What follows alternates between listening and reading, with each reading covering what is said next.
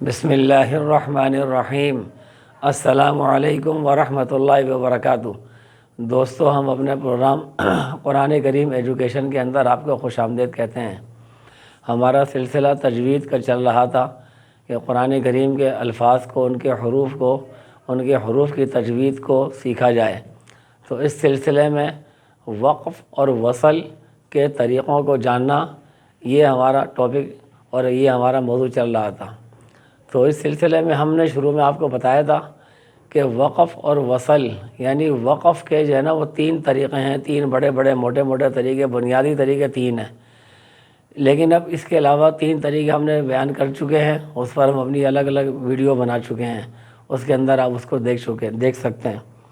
لیکن اب اس کے متعلقات اور اس کے متفرقات، چھوٹی کچھ چیزیں ایسی ہیں جو کہ وقف کے اندر اس کے علاوہ بھی پائی جاتی ہیں، اس کے علاوہ اور بھی نئی چیزیں ہیں، لیکن وہ بنیادی چیزوں کے اندر شامل نہیں ہیں۔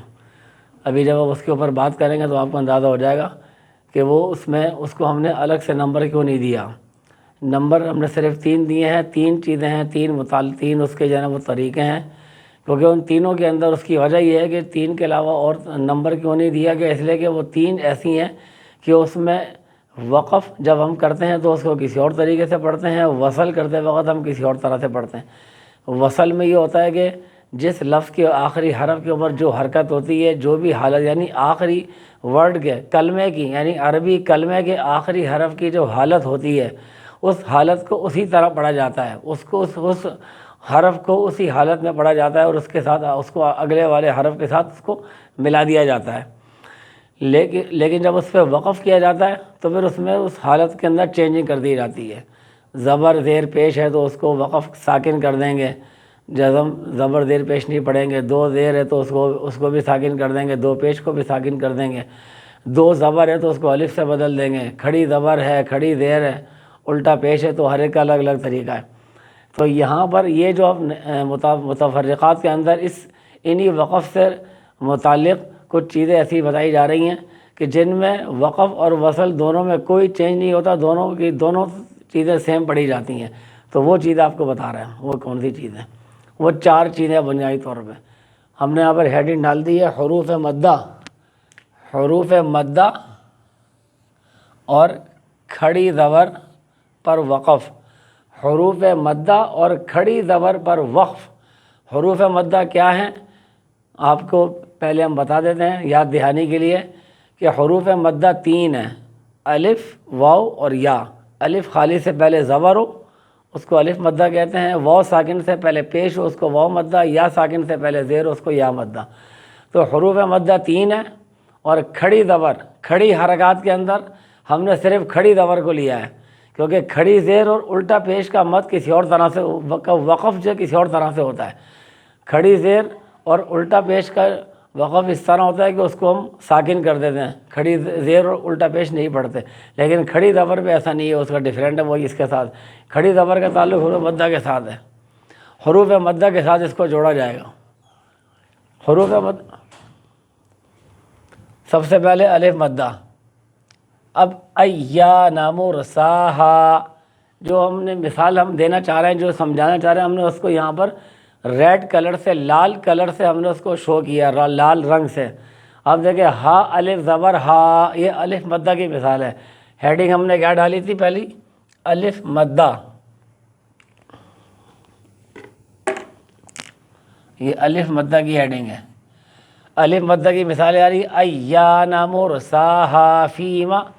جب اس کو وصل کریں گے، یعنی ہا کو فا کے ساتھ اگلے والے کے ساتھ ملائیں گے، مرساہا فیما ان، مرساہا، ہا فیما ان، ہا کو لمبا کریں گے، یعنی الف مدہ ہے، لمبا کریں گے۔ اگر جب وقف کریں گے تو وقف میں بھی ایسے ہی کریں گے، مرساہا۔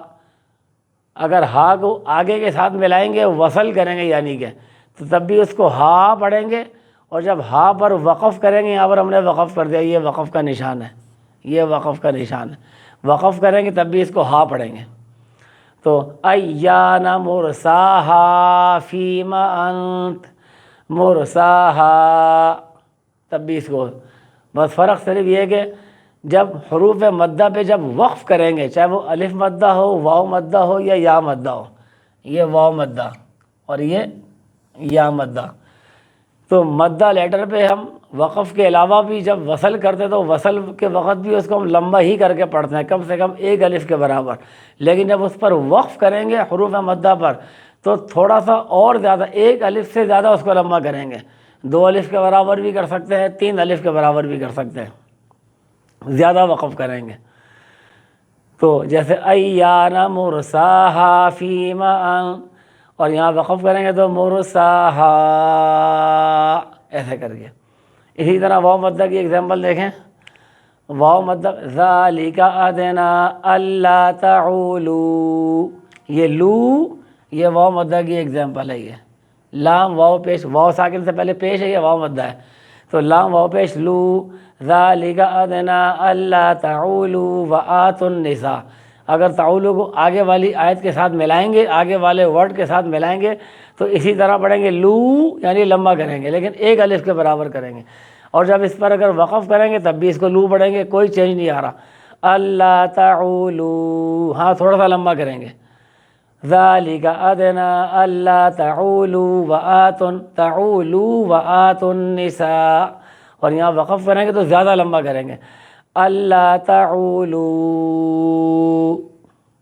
اسی طرح یا مدہ کے اندر آ جائیں، فادخلی فی عبادی، یہاں پر یہ دی، یہ یا مدہ ہے، یا ساکن اس سے پہلے دیر ہے تو یہ یا مدہ کی ایگزامپل ہے، اس کو ہم آلریڈی لمبا کرتے ہیں ایک الف کے برابر، جب وصل کرتے ہیں آگے والے ورڈ کے ساتھ ملاتے ہیں، جیسے فادخلی فی عبادی وادخلی فی عبادی وادخلی جنتی، اور اگر وقف کریں گے تب بھی اس کو عبادی پڑھیں گے لیکن وقف میں تھوڑا زیادہ لمبا کریں گے، فادخلی فی عبادی، تو وصل کے اندر بھی عبادی، وقف میں بھی عبادی۔ اسی طرح چوتھی چیز ہے کھڑی زبر، یہ کھڑی زبر کا ہم نے آپ کو کہا تھا، حروف مدہ 3 ہے، الف واو یا 3 وہ گئے، اور چوتھی کھڑی حرکات میں سے صرف کھڑی زبر ہے، وہ حروف مدہ کی طرح ہیں وقف کرنے کے اندر، جس طرح حروف مدہ پر وقف کرتے وقت جس طرح وصل میں پڑھا گیا تھا اسی طرح وقف میں بھی پڑھا جائے گا، یعنی وقف اور وصل دونوں کا سیم ہے، بالکل ایک جیسا ہے، کوئی فرق نہیں ہے، دونوں میں اس کو لمبا کریں گے، لانگ کریں گے، مد کریں گے، فرق صرف یہ ہے کہ وصل میں ایک الف کے برابر مد کریں گے اور وقف میں ایک الف سے زیادہ مد کریں گے، تھوڑا سا زیادہ لمبا کریں گے، بھائی یہ فرق ہے۔ اور کھڑی حرکات میں سے صرف کھڑی زبر وہ اس جیسی ہے، کیونکہ اس پہ بھی وقف کرتے وقت سیم اسی طرح پڑھتے ہیں جس طرح وصل میں، ملا کر پڑھتے وقت جس طرح اس کو لمبا کیا تھا تو وقف کرتے وقت بھی اس کو اسی طرح لمبا کریں گے، جیسے والضحیٰ واللیل، ہا کے اوپر کھڑی زبر ہے، کھڑی زبر، یہ کھڑی زبر، والضحیٰ واللیل اذا سجا، وصل کرتے وقت ملاتے وقت بھی ہا کو لمبا کر رہا ہے، کھڑی زبر کو وقف کر رہا ہے تو وقف میں بھی لمبا ہو رہا ہے لیکن زیادہ لمبا ہوگا، والضحیٰ واللیل اذا سجا، وقف کریں گے تو والضحیٰ۔ اللہ تعالی ہمیں سمجھنے کی، عمل کرنے کی توفیق نصیب فرمائے۔